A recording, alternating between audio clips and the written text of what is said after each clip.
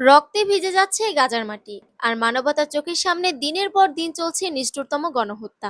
প্রতিবাদের ভাষায় স্তব্ধ হয়ে গেছে বিশ্বশক্তির মুখে, অথচ ধ্বংসযজ্ঞ থেমেনি।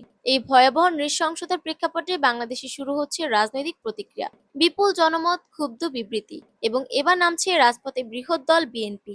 এই প্রতিরোধ কি শুধু প্রতিবাদে সীমাবদ্ধ থাকবে, নাকি এর আড়ালে জমে উঠেছে রাজনৈতিক বার্তা ও আন্তর্জাতিক অবস্থান নিয়ে নতুন প্রশ্ন?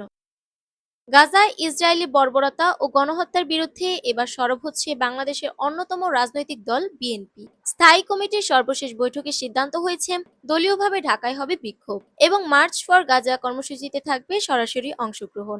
এই সিদ্ধান্তে আসে এমন এক সময়ে যখন ফিলিস্তিনের প্রতিদিন লাশের সারি দীর্ঘ হচ্ছে, শিশুদের কণ্ঠ থেমে যাচ্ছে ধ্বংসস্তূপের নিচে, আর বিশ্ব নেতারা নীরব দর্শক হয়ে দাঁড়িয়েছেন। বিএনপির ভারপ্রাপ্ত চেয়ারম্যান তারেক রহমান যুক্ত হয়েছেন লন্ডন থেকে, আর সেই বৈঠকে উঠে এসেছে ক্ষুব্ধ প্রতিক্রিয়া। এই গণহত্যা বন্ধ হোক, এই নিপীড়নের জবাব হোক শক্তিশালী। আগামী শনিবার বিএনপির একটি প্রতিনিধি দল শেখ আহমদুল্লাহর নেতৃত্বে আয়োজিত মার্চ ফর গাজা কর্মসূচিতে সংহতি জানাবে। এই বিক্ষোভে বিএনপির নেতাকর্মীদের ব্যাপক উপস্থিতি আশা করা হচ্ছে।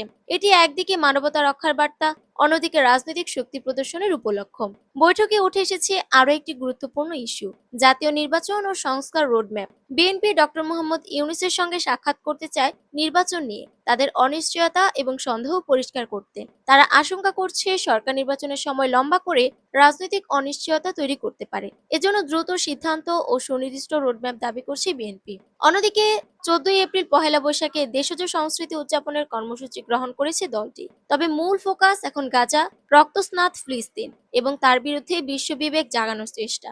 গাজার রক্তপাতের প্রতিবাদে বিএনপির এই পদক্ষেপ কতটা মানবিক দায়বদ্ধতা থেকে আর কতটা রাজনৈতিক কৌশল, এই প্রশ্ন এখন বিশ্লেষকদের টেবিলে। আপনি কি মনে করেন, এটা কি রাজনীতির নতুন মোড়, নাকি একটি বিশ্বজনীন বার্তা দেওয়ার সময়োচিত সাহসিকতা? আপনার বিশ্লেষণ কমেন্টে জানাতে ভুলবেন না।